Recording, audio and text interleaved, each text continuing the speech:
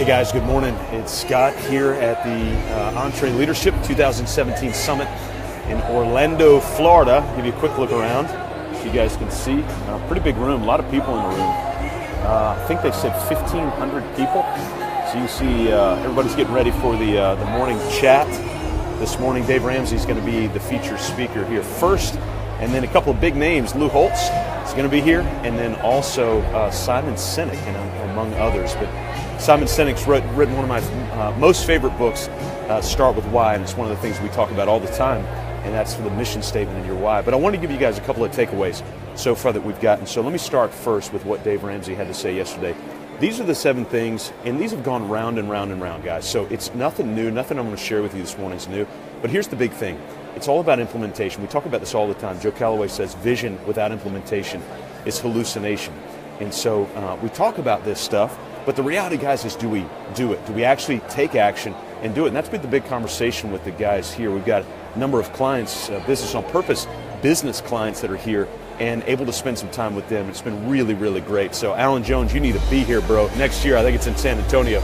But these 7 things, all right, I'm going to call them out to you. Number 1, career goals. Number 2, financial goals. Spiritual goals, family goals, intellectual goals, physical and social goals.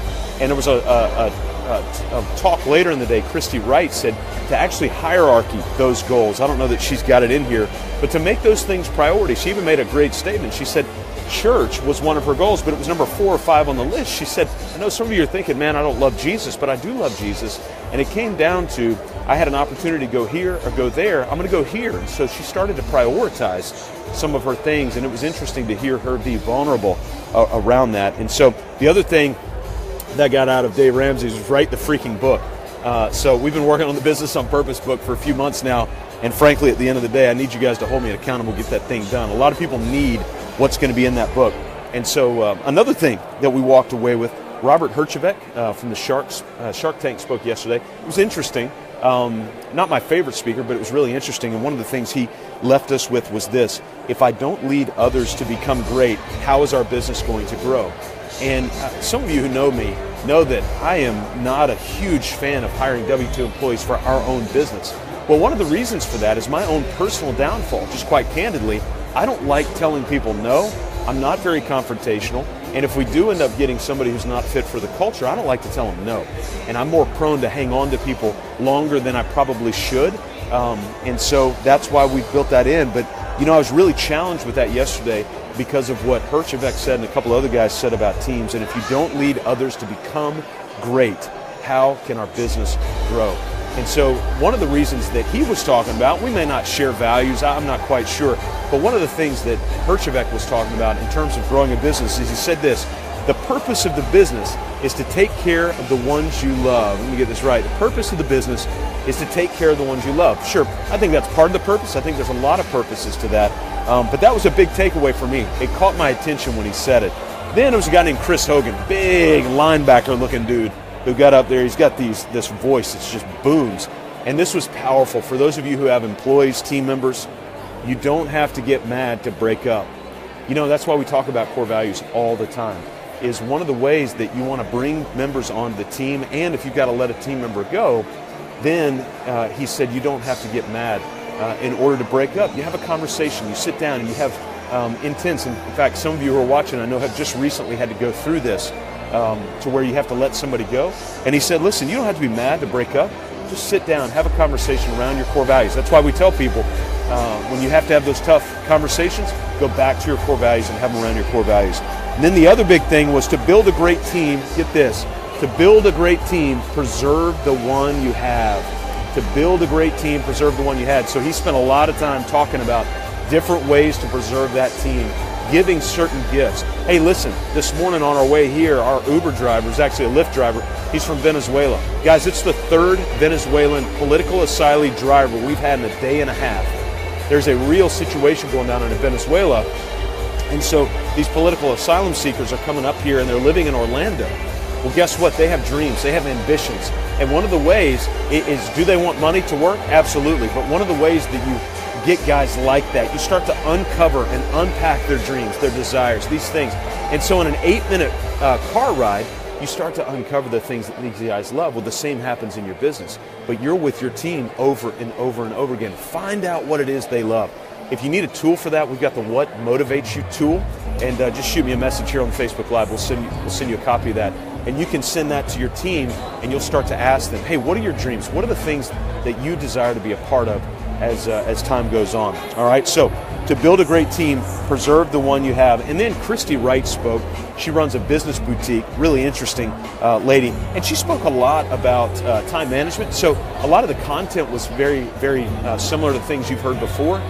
But I'll tell you what hit me as she continued to talk, and it was this statement she made at the end. Well, one is start protecting your most valuable resource of your time by saying one word, no. Now, you might say when you hear that, you go, yeah, I've heard people say that before. Well, actually, she gave this stat that we check our phones in America over 150 times every single day. 150 times every single day. So if you're checking your phone 150 times every single day, that's something that we need to start saying no to. In fact, I was on a jog this morning, and I was coming back and called Ashley and the kids on FaceTime and hung up with them, and I about opened Facebook and email, and I went through that regimen, and I just thought, no. Now, am I going to be able to do that the rest of the day? I don't know. But the reality is this morning I was able to say no one time, and quite honestly, it felt good. It felt a little awkward to do it. I didn't know where to go, so I just kind of kept walking to cool off. And I've just gotten over sweating. It's humid down here in Orlando. And then the final thing here, free up your time instantly by delegating, right? So another tool that we've got, if you need it, is the delegation tool. It's one of the most underutilized and yet most valuable tools that you can have in the arsenal. It's where we have you sit down for about 45 minutes by yourself, no technology, nothing in front of you. You take that delegation tool and you really begin to draw out every single thing that you do in your business. If you take out the trash, I want to know about it. If you answer client emails, I want to know about it. If you answer newsletter emails, I want to know about it. I want to know about all of it. And then you put a time allotment to it. Jonathan Bates, actually, we're going to be adding a column. We're going to be updating that tool with a time column. So when you do that task, how much time does that take you to get that task done? Guys, these are powerful when you start to look at them. Let me tell you one story, and then we're going to shut down because we're about to get started here. And this one story happened this last Friday. I got a phone call from a local landscaping company. And what they had found was they had, I think, 6 or 7 crews, and every single morning, they would go to a local landscape supply shop and they would get free ice. Well, it was free from the supply shop. They're happy to do it as a customer service tool that they offer. But what they found was the amount of time that those crews were waiting in line for free ice, they did the math, it was costing them $20,000 a year for free ice. $20,000 a year for free ice. And all they did was ask one of their key team members, Patrick Lewis, I see you on here. This is a powerful question. They asked one of their team members, for all of you guys that are on here, is they said, hey, what's low-hanging fruit that I'm missing in our business right now? What are the blind spots that I'm missing? And their key guy came back to him and said, you know what you're missing? You're missing, hey, by the way, Patrick, I just realized you might be in Orlando right now. You need to call me. But what they asked was, what's the low-hanging fruit? And what they missed was the ice machine. If they would have just bought an ice machine, they would save the business over $18,000 in a year. And all they had to do was, number one, have their leadership meeting once every week, because that's where the questions get asked. And once you get the questions asked, come on in. My boy, Jonathan Bates, in the house. 4 Steps Pro walking in. We're about to get cranked up. And Jonathan, who was the one I was just telling you guys about, we're going to add that time column to the delegation tool. So you guys that haven't done your delegation tool, get on it. We're going to have a new tool for you where it tells you how much time it takes. You start asking those questions of low-hanging fruit. How much time is that taking? How much resources is that taking? There's no telling. By the way, guys, by asking that one question, he paid for every bit of coaching he's had with us so far. So that's all you need, isn't it? It's going to be a big day, man. Lou Holtz, Simon Sinek, Dave Ramsey. It's going to be a good day. We'll have more for you as the day rolls on. You guys have a great day. Hey, and if you've not worked on your business today, stop working in it and start working on it right now. Start living out your business on purpose. Check us out, mybusinessonpurpose.com. Talk to you guys later. See ya.